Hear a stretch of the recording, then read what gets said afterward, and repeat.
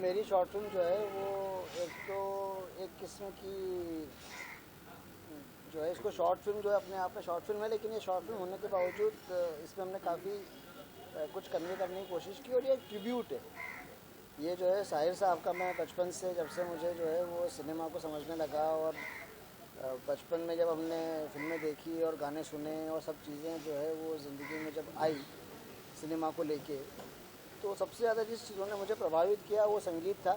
और मैं हमेशा से ऐसा मानता हूँ कि संगीत जो है वो ईश्वर की देन है, और उसमें जो है लिरिक्स एक बड़ा इंटीग्रल पार्ट प्ले करते हैं। और मैंने कहीं एक बड़ा अच्छा कोटेशन पढ़ा था कि जब आप बहुत खुश होते हो तब आप म्यूज़िक सुनते हो, और जब आप दुखी होते हो तो आप शब्द सुनते हो। तो वो जो शब्द हैं जिससे आदमी रिलेट करता है, और मेरा ऐसा मानना है कि हिंदुस्तान में साहिर साहब से बड़ा फिल्मी शायर कोई नहीं हुआ। तो उनको मैं अपनी तरफ से एक ट्रिब्यूट देना चाहता था, और मैंने जो उनकी और अमृता प्रीतम जी की एक लव स्टोरी जो कि बड़ी अपने आप में एक बड़ी यूनिक सी है, उसको मैंने देखा, पढ़ा, कई चीज़ें उसकी जब रिसर्च की, तो मुझे ऐसा लगा कि इस पर कुछ करना चाहिए। लेकिन कई कॉपीराइट के और 50 चीज़ों के एक्ट जो है बीच में आ रहे थे। तो मैंने एक ऐसी कहानी का ताना बुना बुना जिसमें कहीं भी लड़का और लड़की जो है वो ना तो कोई साहिर साहब प्ले कर रहा है, ना कोई अमृता जी प्ले कर रहा है, लेकिन उसके बावजूद जो है वो कहानी उनसे रिलेटेड है, उनकी चीज़ों से, उनके गानों से, उनकी बीच की जो उनके आपस की एक रिलेशनशिप थी उससे इंस्पायर्ड है। लेकिन हमने कोशिश की है कि उसको इस तरीके से कहा जाए कि वो बिल्कुल अलग है, यूनिक है, और कुछ ऐसा है जो शायद पर्दे पे पहली बार आए।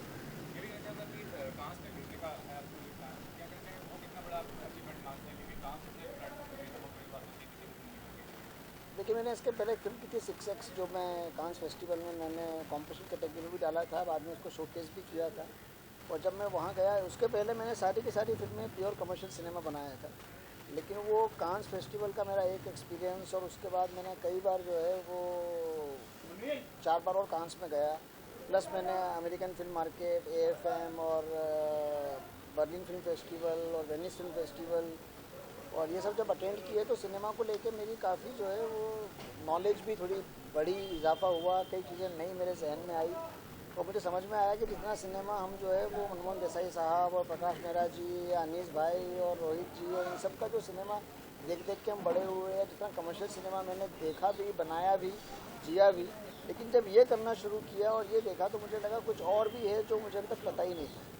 तो उसी को एक्सप्लोर करने के लिए ये एक अगली कड़ी है। और कांस फेस्टिवल का अपना एक वो, मैं मानता हूँ कि हमारी फिल्म इंडस्ट्री का वो सबसे बड़ा जो है, हम उसको मक्का मदीना भी कह सकते हैं, या हमारे जैसे चारों धाम की यात्राएं हैं, तो वो सबसे बड़ी जो सिनेमा के लिए सबसे बड़ी जो धार्मिक स्थल है, यात्रा है, वो कांस है। तो वहाँ पे जाने का मौका मिले, इससे बड़ा और क्या हो सकता है। सर, आपने जो क्या कहना चाहिए स्टूडेंट के बारे में कि इससे जुड़े हुए हैं और सल के बारे में और स्टारकास्ट शोज, और ये पूरे कितना अलग मानते हैं, कितना यूनिक मानते हैं स्टूडेंट? यार मैं ना सिंप्लिसिटी में बिलीव करने वाला आदमी हूँ। तो मुझे इस स्क्रिप्ट में, मैं तब तक किसी स्क्रिप्ट के लिए हाँ नहीं कहता जब तक वो मेरे दिल को नहीं छूती है।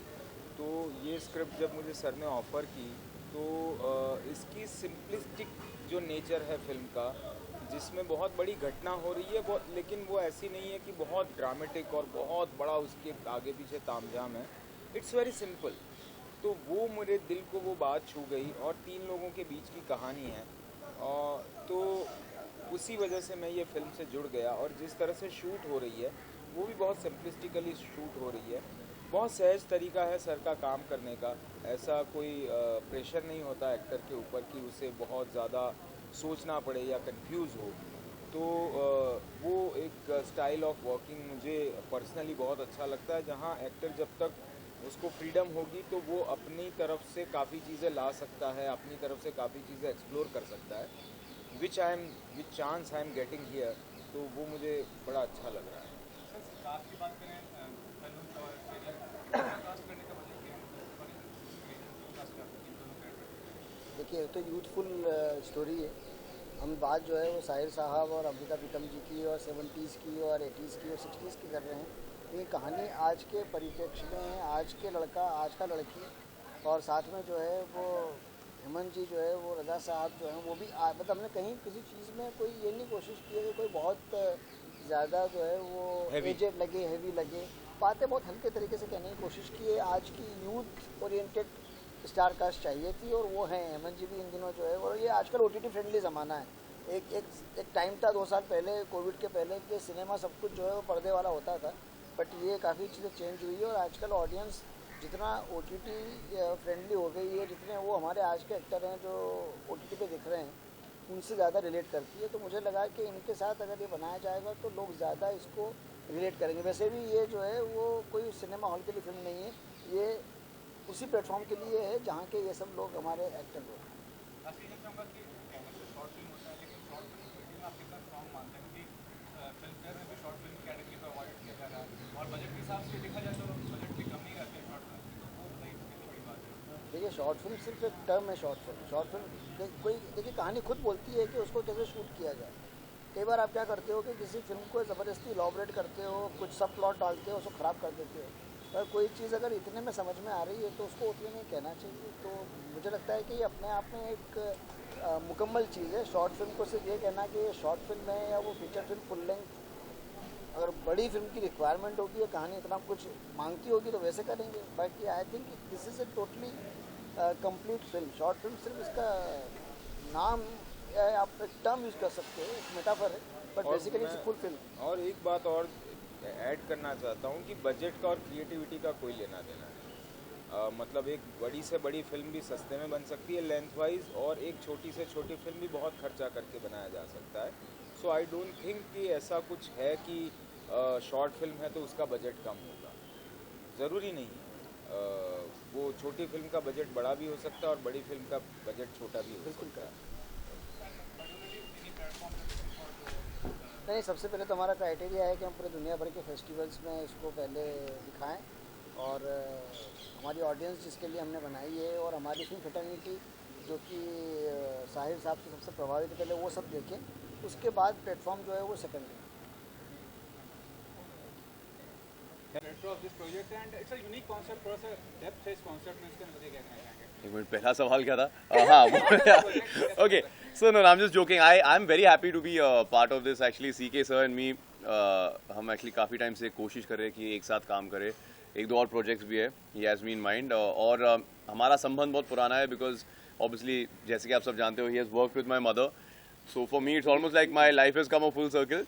तो जब इन्होंने मुझे इस प्रोजेक्ट के लिए अप्रोच किया तो मैं बहुत ही एक्साइटेड था, खुश था। And I love doing short films यार, बिकॉज पहले तो ये शॉर्ट टर्म कमिटमेंट है, इट्स लाइक आओ काम करो आगे बढ़ो, इट्स ग्रेट। एंड सेकेंडली मेरे ख्याल से short film is one of the purest form of film making, you know, because जब आप एक वेब सीरीज में काम करते हो या फिल्म में काम करते हो, you are thinking of TRPs, box office numbers. जब आप एक शॉर्ट फिल्म में काम कर रहे हो, it's very pure, you are just thinking about the art and not really about the commerce.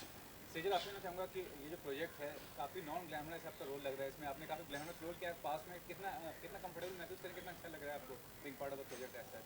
It is actually very comfortable I'm feeling, and yeah, of course I have done very glamour character in the past, but ये character थोड़ा सा old ख्याल वाला and old ज़माने का वैसा कुछ character है, और I'm wearing Indian, you can see that, so I'm feeling very nice and happy to be a part of this project. Tanuj, OTT पे भी आपने काफ़ी अच्छा काम किया है, वर्क मतलब क्या करेंगे, ये जो प्लेटफॉर्म है OTT प्लेटफॉर्म है, शॉर्ट फिल्म आज के दौर में बहुत ज़्यादा पावरफुल हो गया है, तो comment on the platform? I feel ये जिस तरीके से हम अपना एंटरटेनमेंट कंज्यूम करते हैं पिछले 4-5 सालों में, it has been rapidly changing, and of course pandemic की वजह से it got accelerated even further, because almost 1.5 या 2 साल तक we were not able to go to the theatre. अभी सिनेमाज तो रिसेंटली खुले हैं, right? And I just feel कि कई ऐसे सब्जेक्ट्स है या ऐसी माउंटिंग है एक प्रोजेक्ट की जो एक बिग स्क्रीन एक्सपीरियंस के लिए बना गया है, and there certain projects which are great कि आप आराम से घर पे बैठो, चिल मारो and watch it in the comfort of your home, you know. So I think बहुत इम्पॉर्टेंट है फिल्म मेकर्स के लिए, प्रोड्यूसर्स के लिए, एंड ऑफ कोर्स एक्टर्स के लिए, उन्हें ये पहचाना बहुत ज़रूरी है कि ये what project deserves what medium, you know. ऐसा नहीं कि you know film is better और OTT is better, but it's different strokes for different folks. Sejal, आपसे मैं चाहूँगा कि you know as a part of the OTT project, मतलब female actress की खास मैं बात करूँ, वुमेन ओरिएंटेड जो सब्जेक्ट्स होते हैं, आप क्या पिक करते हैं कि एक फीमेल आर्टिस्ट खुद के बेसिस पे वो प्रोजेक्ट को चला सकती है, मतलब अगर you are being part of any project as such? I think yes, of course, why not, because अभी OTT काफ़ी सारे प्रोजेक्ट हैं जो फीमेल ओरिएंटेड हैं, फीमेल भी प्रोजेक्ट को चला सकती है. And I am feeling very lucky because this is my first OTT platform like project, this short film. And I hope this is gonna be great. It will. And the project will go to Cannes. I mean Cannes बहुत बड़ा platform है. Sir के बारे में क्या क्या कहना चाहेंगे जो कांस में ले जा रहे हैं, और वहाँ से जो अपलॉज मिलता है, जो आपको मीडिया टेंशन मिलता है, वो काफ़ी बड़ा होता है. उसके बारे में बताइए क्या कहेंगे. मैं तो बहुत ही एक्साइटेड हूँ जब CK सर ने मुझे बताया कि उनका ये प्लान है कि इस प्रोजेक्ट को कान फिल्म फेस्टिवल पे भेजे. तो ऑब्वियसली आई मीन किसी भी एक्टर के लिए like it is it's a very big deal, बहुत बड़ी बात है. तो मैं तो बहुत एक्साइटेड हूँ. मैंने बस सर को बोला कि मुझे भी ले चलो, हम दोनों को ले चलो. हाँ, दोनों को ले हम आपके बैग में भी चले आएंगे, बट प्लीज़ ले चलो. और ये आई थिंक ये CK सर का ड्रीम प्रोजेक्ट था. हाँ, मुझे जितना मुझे पता है. It's very different. और I am happy that Tanuj ने तो लास्ट मोमेंट पे I just spoke to him and he somehow managed his dates and we started shooting this. Lastly आपके लिए ये जानना चाहूँगा कि आज के ज़माने में कंटेंट बहुत बड़ा सब्जेक्ट हो गया, कि कंटेंट बहुत अच्छा. कश्मीर फाइल्स की बात लेने लगी और फिल्म मेकर ऐसा इतना अच्छा रिस्पॉन्स मिल रहा है, हर किसी से क्लास हो या मास हो. क्या कहना चाहेंगे. जून आई गंगू भाई, उन्होंने भी अच्छा बिजनेस किया, लेकिन as compare to Kashmir files अभी एक रेज क्रिएट कर दिया. उसके बारे में क्या कहना चाहेंगे. देखिए, पहले लोग कहते थे कि कंटेंट इज़ द किंग. मुझे लगता है content is the kingdom. Content ही सब कुछ है, कंटेंट ही जो है वो चलेगा. और ये खासकर ये छोटे जितने भी OTT प्लेटफॉर्म्स ने 2 साल में चीज़ें बदल दी है. अब एवरीथिंग इज़ लाइक, पहले जो है वो बड़े स्टार और फिल्म के स्टार, अब ऐसा कुछ नहीं. Even in Hollywood no they are making only this Marvel and Disney films are bigger for the theatre. बाकी तो सब कुछ जो है वो अब OTT प्लेटफॉर्म पे आ चुका है. What you have to say as an artist, I mean about the content driven film. I completely agree with sir कि content is not just king, content is the kingdom these days. और पहले 90s में 2000s में अगर आप देते तो star power के बलबूते फिल्म्स चल जाते थे. बट आज इफ़ द ऑडियंस फील्स कि यार कहानी तो है नहीं इस पिक्चर में, तो वो लोग नहीं आएंगे. And even if it's a small film, पहले तो मैं मानता नहीं कि कोई बड़ी या कोई छोटी पिक्चर है. आई मीन बजट तो अलग बात है, but it depends on what the idea behind the film is. So I feel cinema अच्छा है, मतलब Exactly. बड़ा छोटा होता ही नहीं. सिनेमा अच्छा या बुरा हो सकता है, सिनेमा बड़ा छोटा हो ही नहीं सकता. Exactly. And for actor, actually, it's a good opportunity. मतलब everyone is working nowadays because of OTT only and content. So जी. व्हाट टू करो. I mean your mother is a famous actress. I mean क्या कहना चाहिए being an star सन, कितना आसान या मुश्किल होता है. You have to create a name for yourself and Yeah. big expectation. Firstly, thank you for complimenting my mother. I feel कि I mean पहले तो I don't like this whole tag of star son and all. In fact कई सालों तक लोग शायद मुझे पहचानते भी नहीं थे, because obviously my mother's maiden surname is Agnihotri, मेरा surname मिरवानी है, जो डैड का surname है. But I just feel it is a bit of a double-edged sword कि like of course आपको शायद और easily access मिल जाता है इंडस्ट्री में, because people respect my mother, so they will not hesitate to meet me. But उसके बाद अगर कोई प्रोड्यूसर आप पर बेट करना चाहता है, कि पैसा लगाना चाहता है, तो he is not going to look at आप किसके बेटे हो किसकी बेटी हो. At the end of the day if he feels कि आप में वो बात है, वो एक एक्स फैक्टर है, तो वो आपको साइन करेगा. नहीं तो you just have to work at getting better. I have not had the best of starts in the industry. Then धीरे धीरे करके I think I found myself again on the OTT space. I forgot everything I learned initially, and I said, okay, junior KG से फिर से start करेंगे, and then slowly and surely, you head in the direction that you want to. And what about next project? I mean, are you working on it right now besides this, or looking for some? Yeah, so I mean, I have the 3rd season of Abhay coming out on Z5. It's going to be out on the 8th of April. उसके बाद we'll have the 2nd season of Codem. Then I'm doing this one show with KK Menon, which I'm really excited. It's called Murshid. Got a film with Vijay Raz called Johnny Jumper. I'm currently working on a Dharma film, and yeah, we got a couple of other things. So yeah, let's see how it goes. What about you? You're working on a project besides. yeah, I'm working for Z5, and again his web series called Fashion Street, and maybe many more. Yeah. Thank you. Thank you guys. Thank you.